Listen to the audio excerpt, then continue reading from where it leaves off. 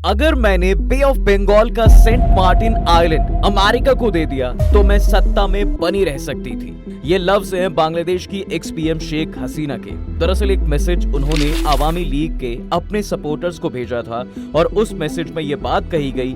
अपने मैसेज में शेख हसीना ने जिस सेंट मार्टिन आइलैंड का जिक्र किया है उसका कॉन्फ्लिक्ट काफी पुराना है साहब। 21 साल पहले बांग्लादेश की पीएम खालिदा जिया पर भी अमेरिका के हाथों इस आइलैंड को बेचने का आरोप लगा था और एक वक्त ऐसा भी गुजरा है कि जब ये आइलैंड इंडिया का हिस्सा हुआ करता था। अब ऐसे में सवाल आता है कि आखिर ये कौन सा आइलैंड है जिसकी वजह से हसीना की सरकार गिर गई।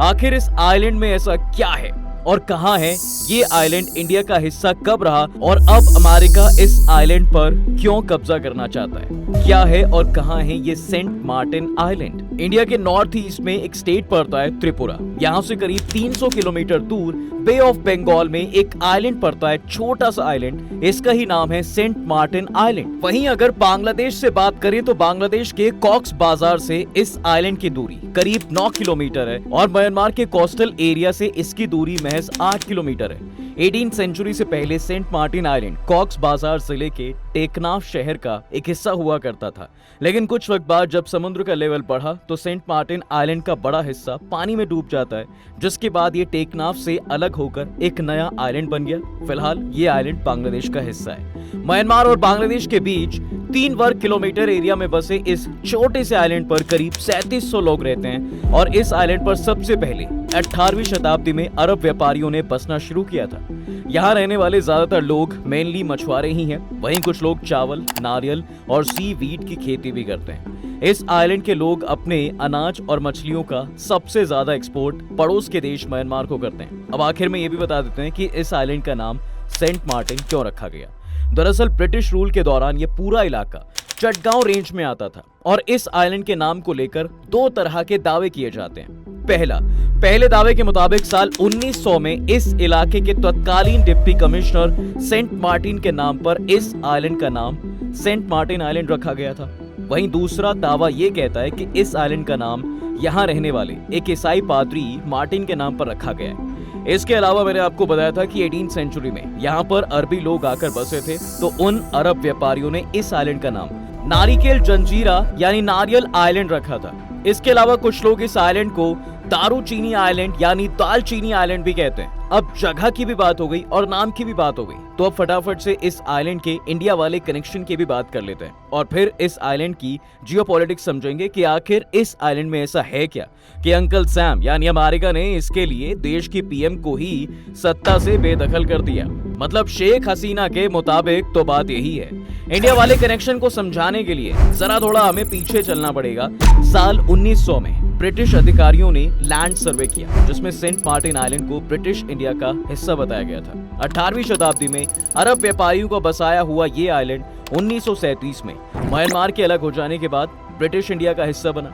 1947 में हुए इंडिया के बंटवारे के बाद ये आइलैंड पाकिस्तान के हिस्से में चला गया। बांग्लादेश के डेली स्टार की रिपोर्ट के मुताबिक 1971 में ये आइलैंड बांग्लादेश मुक्ति संग्राम का सेंटर बन जाता है, जो बांग्लादेश की आजादी के बाद देश का हिस्सा बना।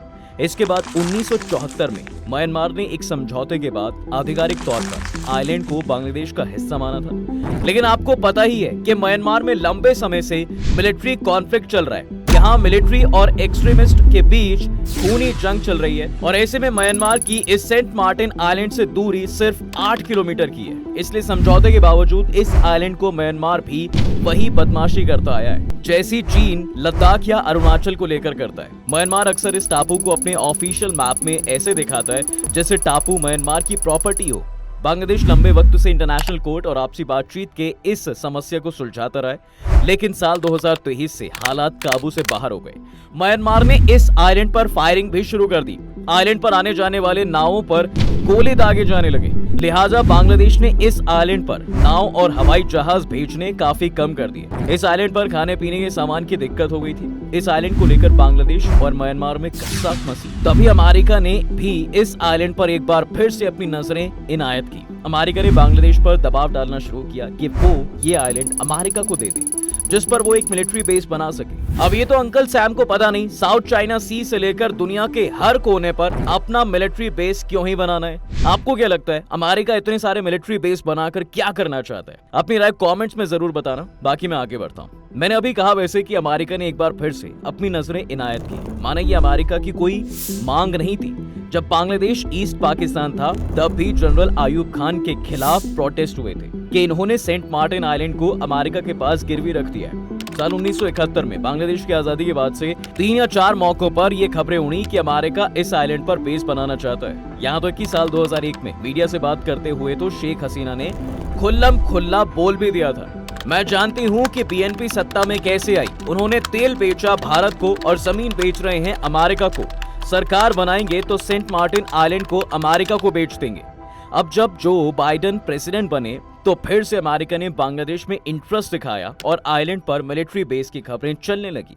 ये खबरें बाहर भी ना आती अगर शेख हसीना ने ही मई 2024 में इशारों में ना बोला होता कि गोरी चमड़ी वाले एयरबेस हवाई पट्टी मांग रहे। दरअसल वो लोग बांग्लादेश और म्यांमार के कुछ हिस्सों को काटकर एक ईसाई स्टेट बनाना चाह रहे हैं। वो इसमें कभी सफल नहीं होंगे। वैसे शेख हसीना बोल कुछ भी रही हो पर चालाक वो भी कम नहीं रही हैं। वो अमेरिका से सपोर्ट की बात तो करती हैं, लेकिन चाइनीज इन्वेस्टमेंट को देश में दिल खोलकर एंट्री भी देती हैं। वो भारत की टॉलरेंट होने का राग अलापती हैं, लेकिन चीन की मदद से देश में पोर्ट का डेवलपमेंट भी करवाती हैं। वाह, है ना बिल्कुल दोनों हाथों में लड्डू लेने वाली बात। अब इंडिया के पास तो बांग्लादेश साउथ एशिया में अकेला ऐसा देश बचा था जिसके साथ उसके अच्छे रिलेशंस थे, लेकिन अमेरिका को चीन का साउथ एशिया में बढ़ता दबदबा पच नहीं रहा था। लिहाजा उसने उधर वीजा पर बैन लगाया और इधर आइलैंड की मांग रख दी।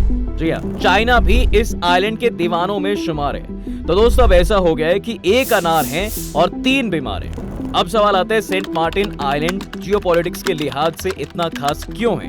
क्यों अंकल सैम से लेकर चाइना और म्यांमार तक इसमें इतने इंटरेस्टेड हैं? इस आइलैंड को एक बार जरा मैप पर देखो। साउथ एशिया के 3 बड़े देश इंडिया, बांग्लादेश और म्यांमार के बीच मौजूद है ये आइलैंड। जी हाँ, इसकी पोजीशनिंग की वजह से ही ये एक बेहद खास आइलैंड बन जाता है। Saint Martin island Bay of Bengal के एंट्री गेट के पास मौजूद है, जो इसे मैरीटाइम ट्रेड और सिक्योरिटी के लिए बेहद जरूरी बनाती है। इतना ही नहीं, दुनिया के सबसे busy ocean route Strait of Malacca के करीब होना इसकी सबसे बड़ी खासियत में से एक है। स्ट्रेट ऑफ मलक्का से गुजरने वाले सभी जहाजों पर सेंट मार्टिन आइलैंड से नजर रखना आसान है। अब आप समझ सकते हैं कि ये आइलैंड कितना खास है।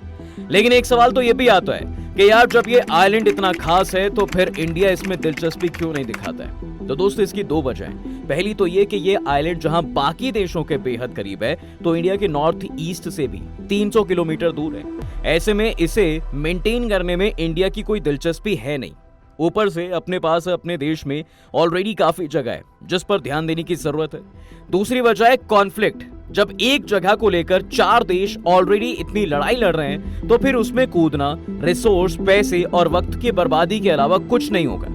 ऊपर से इन 4 देशों के साथ रिश्ते बोनस में खराब हो लेंगे। इंडिया तो नहीं, पर क्या सच में अमेरिका की नजर बांग्लादेश के इस आइलैंड पर है? ये भी एक सवाल है। देखिए, डिफेंस एक्सपर्ट JS सोढ़ी के मुताबिक ये पहला मौका नहीं है जब सेंट मार्टिन आइलैंड को लेकर इस तरह की बात कही गई है। 2003 में खालिदा जिया की बांग्लादेश नेशनलिस्ट पार्टी पावर में थी। तब भी ये आरोप लगा था कि खालिदा जिया ने सत्ता में बने रहने के लिए इस आइलैंड को अमेरिका को बेचने का फैसला लिया है। हालांकि तब US ambassador Mary Ann Peters ने कहा था कि उनके देश की सेंट मार्टिन आइलैंड पर मिलिट्री बेस बनाने का कोई प्लान नहीं है।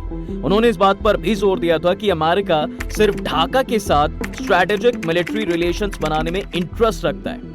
जून 2023 में भी शेख हसीना ने कहा था कि अमेरिका सेंट मार्टिन आइलैंड पर कब्जा करने के लिए बीएनपी को मदद कर रहा है। अगर बीएनपी जीती तो बांग्लादेश के इस आइलैंड पर देश का कब्जा हो जाएगा। उस वक्त ढाका 8 के संसद रशीद खान मेनन ने भी दावा किया था अमेरिका सेंट मार्टिन आइलैंड पर एयर बेस बनाना चाहता है और वो बांग्लादेश को क्वाड संगठन में शामिल करना चाहता है। अमेरिका मौजूदा सरकार को अनस्टेबल करने के लिए या गिराने के लिए हर संभव कोशिश कर रहा है और सत्ता से बाहर होने के बाद भी हसीना इसी तरह का दावा कर रही है। इस बात में वैसे कितनी सच्चाई है ये कह पाना थोड़ा मुश्किल है, लेकिन कुछ कड़ियां लोग जोड़ रहे हैं। कहा जाता है अमेरिका ने कहा था कि अगर हसीना सरकार आर्मी बेस बनाने दे तो वो उन्हें सत्ता में बने रहने में मदद करेंगे। हसीना सरकार बची भी रहती और अमेरिका साउथ एशिया में बड़ा कद बन पाता। लेकिन हसीना ने मीडिया से बात करते हुए साफ कर दिया था, अवामी लीग ऐसा कभी नहीं करेगी, लेकिन बीएनपी का बस चले तो वो ये काम कर दे। इशारों इशारों में हसीना ने साफ कह दिया था साहब कि बीएनपी के पीछे अमेरिका का ही हाथ है। अगर वो साथ नहीं देंगे तो बीएनपी और साथ में जमात की मदद से अमेरिका सरकार गिराने में काम करेगी।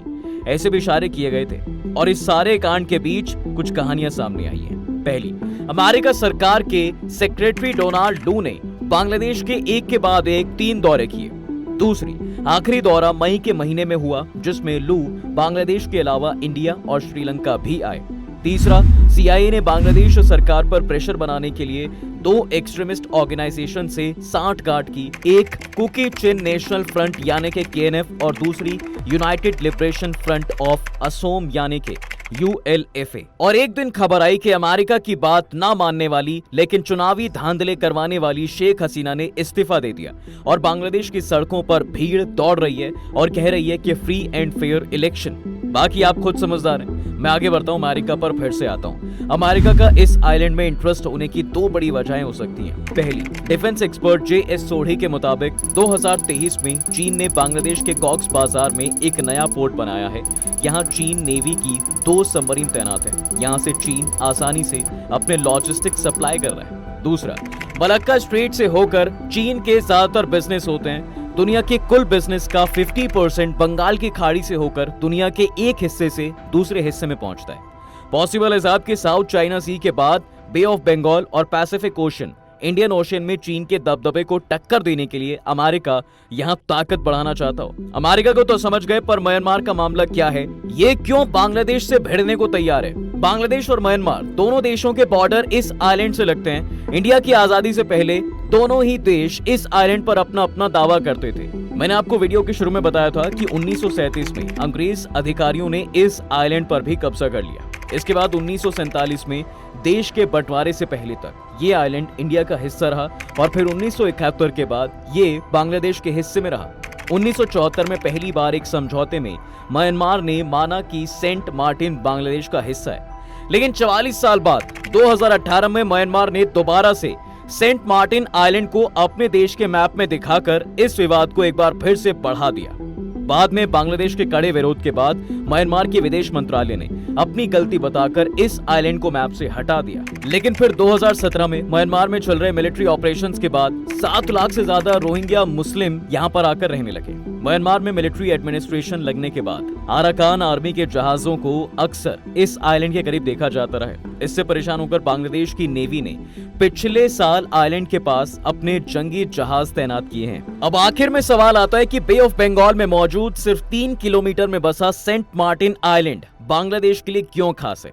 देखिए, एक्सपर्ट्स के मुताबिक इसकी 3 वजहें। Number 1, natural resources. ये आइलैंड बांग्लादेश का स्पेशल इकोनॉमिक जोन है। यहाँ पर मछली, तेल और गैस समेत बेशकीमती मरीन रिसोर्सेज की भरमार है। बाकी 2 वजह वही हैं जिनकी वजह से अमेरिका इस आइलैंड पर कब्जा चाहता है, माने security and marine business route के लिए इसकी लोकेशन। इसके अलावा चीन बेल्ट एंड रोड इनिशिएटिव में बंगाल की खाड़ी से होकर गुजरने वाले रूट को शामिल करना चाहता है। अगर ऐसा हुआ तो इस आइलैंड की वैल्यू और भी ज्यादा बढ़ेगी।